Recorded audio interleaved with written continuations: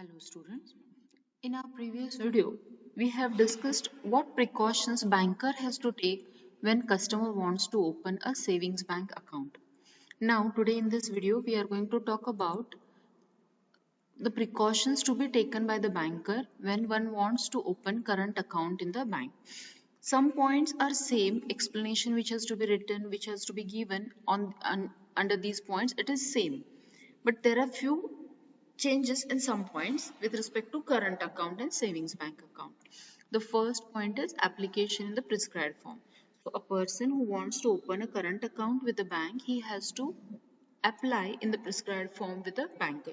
Usually the banker provides the form, everything will be written and the customer has to sign that form and submit that form to the banker. Introduction of applicant.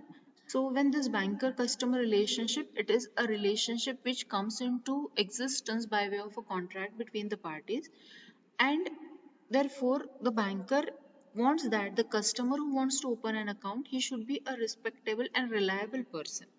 So the applicant has to be introduced by a person who is a known person in the society, well-known person in the society. That is introduction of applicant. That point we have already discussed in savings bank account. Obtaining specimen signature.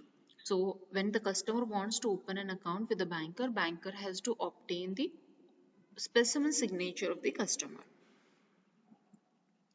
Obtaining mandate. Now mandate means what? Mandate means it's instructions which are given in the written format, those are called as mandate.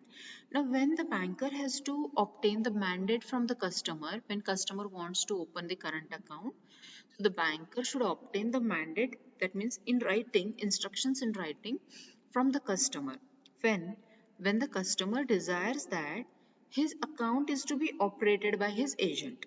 So when customer has appointed an agent and that agent is going to operate the account of the customer, in that case the banker should receive mandate from the customer. That means in writing the customer should give that such and such is a person who is appointed as an agent by me. He will be my agent and has been authorized by me to operate this current account. So for that case, the banker has to receive the mandate from the customer.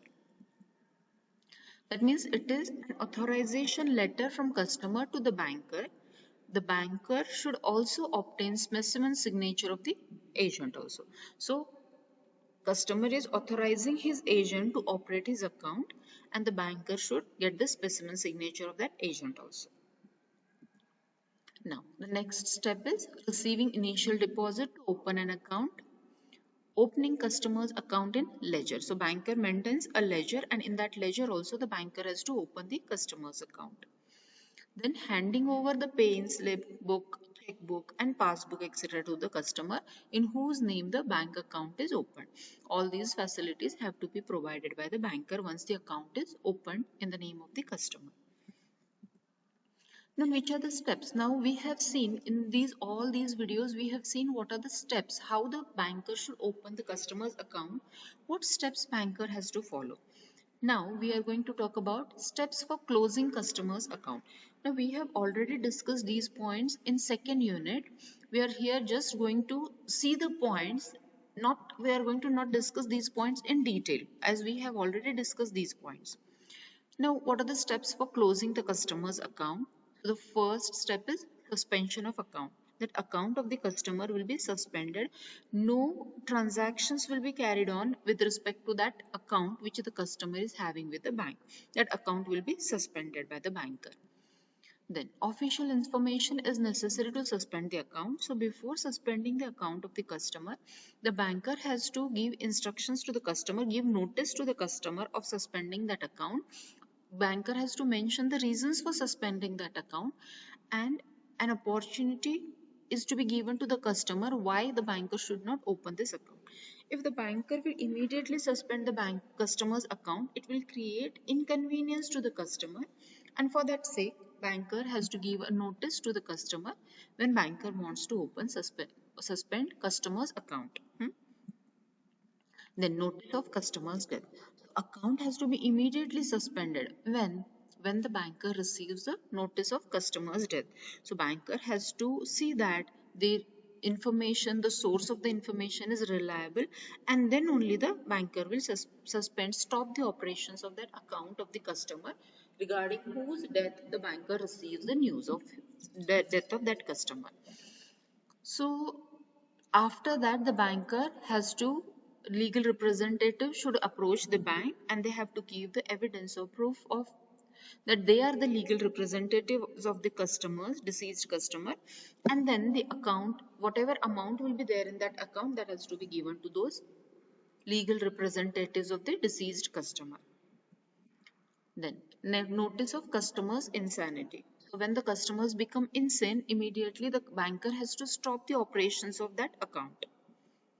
Notice of insolvency of the customer or winding up of the company. So when the banker receives that particular customer has become insolvent, in that case, immediately banker should stop the operations of that account, and the proceeds of that account will be transferred in the name of the official liquidator or official receiver who is appointed by the court. In case of winding up of the company also, the banker should immediately suspend the account of that company which the banker is having with it.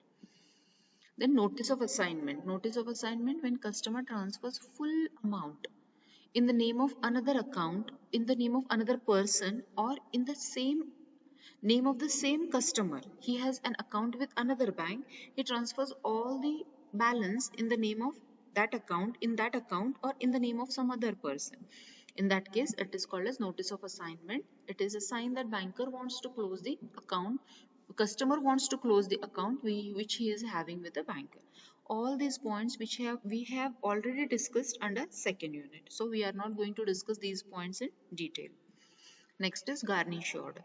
So garnish order, it is an order which is received by the banker from court. So court is giving an order to the banker to stop the payment of